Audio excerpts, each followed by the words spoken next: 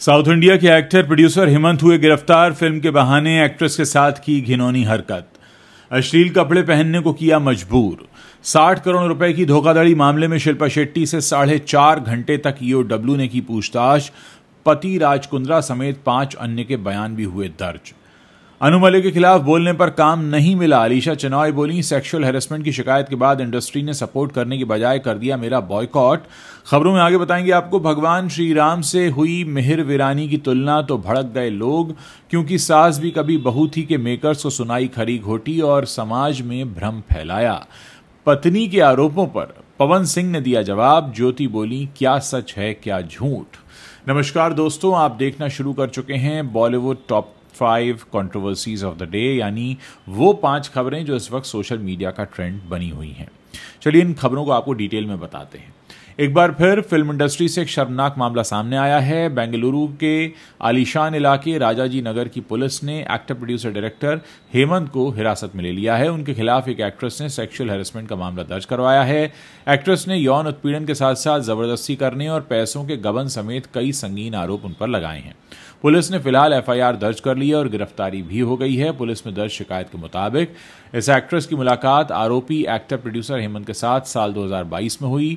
Actress को film Richie की lead heroine के लिए कास्ट किया गया, तब 2 लाख रुपए से फीस देना तय हुआ, जिसमें 60,000 रुपए पहली किश्त के रूप में दे भी दिए गए।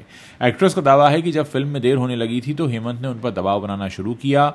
कभी उनके साथ अश्लील हरकत की तो कभी अश्लील कपड़े पहनने के लिए जोर दिया। इतना ही नहीं, कई बार गलत तरीके से छूने का प्रयास भी किया। उन्हें लगातार परेशान वो करते रहे। जब एक्ट्रेस ने इस घिनौनी हरकत का विरोध किया तो उन्हें धमकाया जाने लगा और उनकी मां तक तो ये धमकी दे दी गई। एक्ट्रेस का आरोप है कि हेमंत उन्हें फिल्म के प्रमोशन के लिए मुंबई लेकर गए थे, जहां एक पार्टी में उन्हें मॉकटेल में शराब मिलाकर पिला दी। इसके बाद उनकी निजी तस्वीरों और वीडियोस बनाया गया और उन्हें लगातार परेशान किया गया। इतना ही नहीं, बाकी की पेमेंट उन्होंने चेक के जरिए की, जो कि बाद में बाउंस हो गया। एक्ट्रेस ने यह भी दावा किया है कि हेमंत ने उनकी मर्जी के बिना ही सेंसर सीन्स को सोशल मीडिया में अपलोड कर दिया, यानी जो हिस्से सेंसर होने थे उन्हें सबके सामने लाकर रख दिया।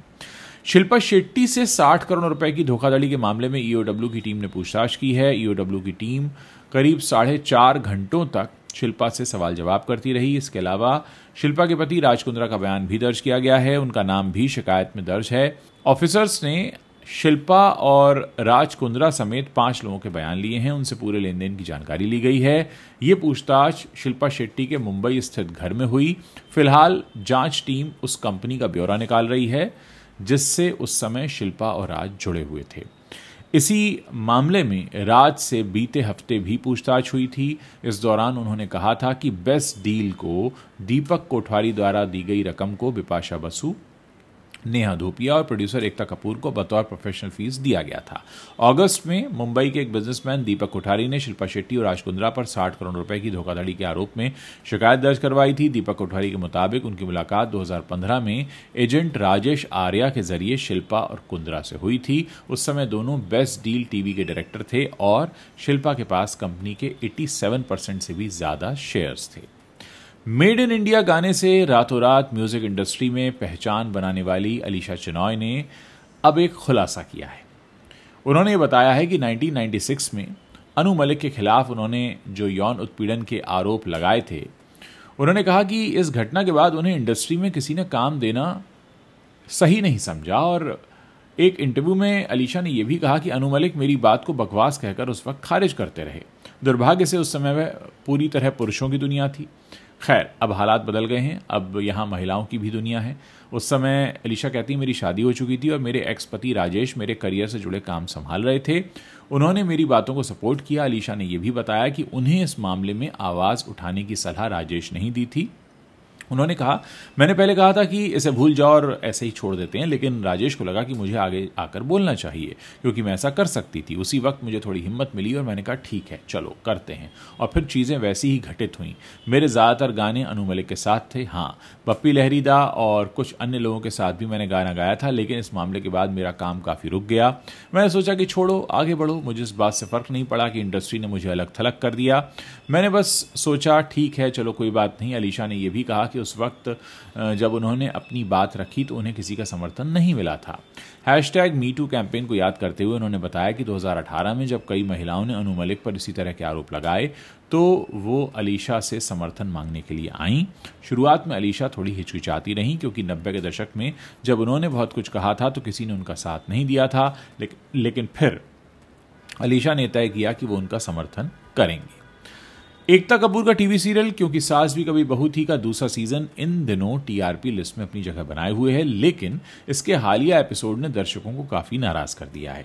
दशहरा थीम पर आधारित एक सीक्वेंस में अमर उपाध्याय द्वारा निभाए गए किरदार यानी मिहिर वीरानी की तुलना भगवान श्री राम से की गई, जिसके बाद सोशल मीडिया पर जमकर इसकी आलोचना हो रही है। यूजर्स ने इस तुलना को बेतुका और अपमानजनक बताया है। साथ ही मिहिर के उन सारे टॉक्सिक और मैनिपुलेटिव कृत्यों को भी गिना दिया है जो उन्होंने अपनी पत्नी तुलसी यानी जो स्मृति ईरानी का किरदार है उनके साथ किए थे। ये विवाद तब शुरू हुआ जब लेटेस्ट एपिसोड में मिहिर अपनी पत्नी तुलसी से झगड़ा करने के बाद दशहरा हवन के लिए घर लौटता है। जैसे ही वो घर में प्रवेश करता है, बैकग्राउंड में भगवान श्री राम का भजन राम राम जय राजा राम, राम राम जय सीता राम बजने लगता है और तुलसी मिहिर को बार बार महिमा मंडित करते हुए इसमें दिखाया जाता है। इस सीक्वेंस ने दर्शकों को भड़का दिया और उन्होंने मेकर से भगवान श्री राम से उनकी ये गलत तुलना बंद करने को कहा। सोशल मीडिया पर स्मृति ईरानी और अमर उपाध्याय की क्लिप तेजी से ट्रेंड करने लगी। इंटरनेट यूजर्स ने तुरंत प्रतिक्रिया दी और मिहिर के किरदार की कड़ी आलोचना की। एक यूजर ने लिखा कि मिहिर अब तक लिखे गए सबसे टॉक्सिक और मैनिपुलेटिव किरदारों में से एक है, लेकिन इसके बावजूद उसे महान आत्मा की तरह महिमा मंडित किया जाता है। उन्होंने कहा कि उसकी तुलना भगवान श्री राम से करना न सिर्फ गलत है बल्कि भगवान के मूल्यों का भी अपमान है। दर्शकों ने उस समय की कहानी को भी याद किया जब मिहिर ने तुलसी के साथ धोखा किया था। एक यूजर ने गुस्से में लिखा, सब कैसे भूल गए कि इस आदमी का सचमुच किसी दूसरी औरत के साथ अफेयर था और एक बच्चा भी था। भला कौन सी दुनिया में उसे एक आदर्श पति माना जाएगा। दर्शकों को इस बात पर भी बुरा लगा कि मिहिर और तुलसी को पहले भी राम सीता की जोड़ी कहा जाता था, जबकि मिहिर का किरदार पूरी तरह से आदर्श मूल्यों के विपरीत था। पवन सिंह पिछले काफी समय से अपनी पर्सनल लाइफ को लेकर चर्चा में बने हुए हैं। पत्नी ज्योति सिंह के साथ उनका विवाद लंबे समय से चल रहा है। दोनों के तलाक का मामला भी कोर्ट में है। पिछले दिनों ज्योति पति के लखनऊ वाले घर पर पहुंची तो बखेड़ा खड़ा हो गया।